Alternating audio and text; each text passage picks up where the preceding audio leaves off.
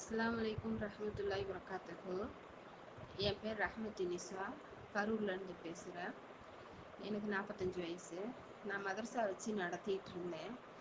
அதில் பெண்கள் மதரசா, பொம்பளை பிள்ளைங்க மட்டும்தான் ஓதுவாங்க.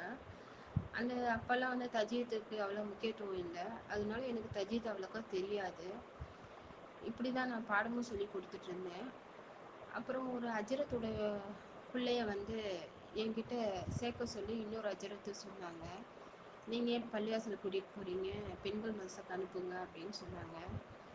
ஆனால் அவங்க அந்த ஆப்பாவுக்கு தஜீது தெரியாது, அதனால நானே சொல்லி கொடுத்துக்கிறேன் அப்படின்னு சொல்லிட்டாங்க. இந்த வார்த்தையை கேட்டோன்னே எனக்கு ரொம்ப மனசு வருத்தமாயிருச்சு. எனக்கு ரொம்ப வெக்கமாகவும் இருந்துச்சு. அதனால ரொம்ப அழுதேன்.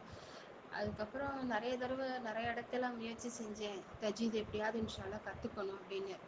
ஆனால் எதுவும் சரியாக நான் கற்றுக்கலை.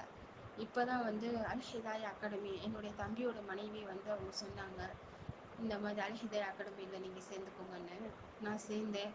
அல்ஹம்துலில்லாஹ் நான் நல்லா தஜீது கற்றுக்கிட்டேன், சட்டத்திட்டங்களை கற்றுக்கிட்டேன். கிராத் போட்டியில் சேர்த்தேன், அதில் 3rd ப்ரைஸ் வாங்கினேன். இந்த ஆடியோவை எந்த அஜரத்தை எனக்கு தெரியலன்னு சொன்னாங்களோ தஜ்வீது, அந்த அஜரத்துக்கு அனுப்பி விட்டேன். அவங்களும் பார்த்துட்டு மாஷா அல்லாஹ் நல்லா ஓதியிருக்கீங்க அப்படின்னு சொன்னாங்க. கேட்குறதுக்கு எனக்கு ரொம்ப சந்தோஷமாக இருந்துச்சு. அல்ஹம்துலில்லாஹ். இந்த மாதிரி அல் ஹிதாயா அகாடமியில் இன்னும் நிறைய பேர் இந்த மாதிரி என்னைய மாதிரி ஆசைப்படுறவங்க நல்லபடியாக முயற்சி செஞ்சு கற்றுக்கணும். நான் இந்த மாதிரி வருத்தப்பட்டு 10 வருஷத்துக்கு முன்னாடி இப்போ தான் அதை நான் நிறைவேற்றினேன். அல்ஹம்துலில்லாஹ். நான் குரானை முறைப்படி ஓதுறதுக்கு அல்லாஹ் எனக்கு நாட்டத்தை கொடுத்ததுக்காக அல்லாஹ்வுக்கு நான் ரொம்ப நன்றி சொல்கிறேன். அதோட அல் ஹிதாயா அகாடமி இன்னும் மென்மேலும் நல்லா வளரணும் அப்படின்னு சொல்லி அல்லாஹ்ட்ட நான் துவா செய்கிறேன். அஸ்ஸலாமு அலைக்கும்.